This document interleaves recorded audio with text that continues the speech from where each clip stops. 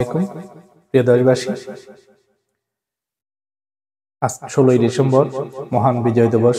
1971 সালে বাংলাদেশ স্বাধীনতা যুদ্ধের মাধ্যমে তৎকালীন পাকিস্তান হতে স্বাধীন হয়ে একটি সার্বভৌম দেশ গঠিত হয়, গণপ্রজাতন্ত্রী বাংলাদেশ সরকার। আজকে সেই 16 ডিসেম্বর মহান বিজয় দিবস।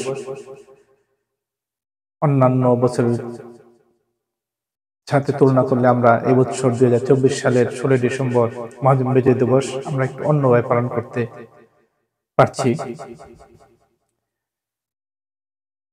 স্বাধীনতার পর যতগুলা সরকার এসেছিল, যতগুলা সরকার দেশকে পরিচালনা করেছে, আমরা তুলনা করলে আমরা দেখতে পাই গত 15 বছর ফ্যাসিস্ট আওয়ামী সরকার এই স্বাধীনতা নিজেদের দলের স্বার্থে ব্যবহার করেছে।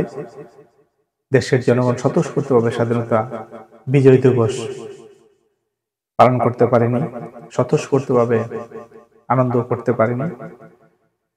আজকে সেই ফ্যাসিস্ট আওয়ামী সরকার নেই।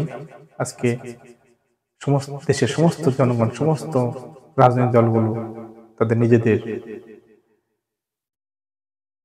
স্বাধীনভাবে বিজয় দিবস পালন করতে পারতেছে। আমরা এই বিজয় দিবসে নতুন বাংলাদেশ, দুর্নীতিমুক্ত, সন্ত্রাস মুক্ত, ফ্যাসিবাদ মুক্ত বাংলাদেশ গড়ার ক্ষেত্রে আমরা শপথ নিই। একটি উন্নয়ন অগ্রগামী দেশ হিসেবে বাংলাদেশকে গড়ে তুলি, যে দেশের রাজনীতিতে উন্নয়নে বাংলাদেশের প্রতিটি মানুষ অবদান রাখতে পারে, জাতির মধ্যে কোনো ভেদাভেদ সৃষ্টি না হয়, সকল নাগরিক সমান সুযোগ সুবিধা পায়। এই প্রত্যাশা করি আমরা স্বাধীন বিজয় দিবসের তাৎপর্য আমাদের নিজেদেরকে আমরা বিজয় দিবসের আনন্দে আমরা নিজেদের অংশগ্রহণ নিশ্চিত করি। ধন্যবাদ সবাইকে।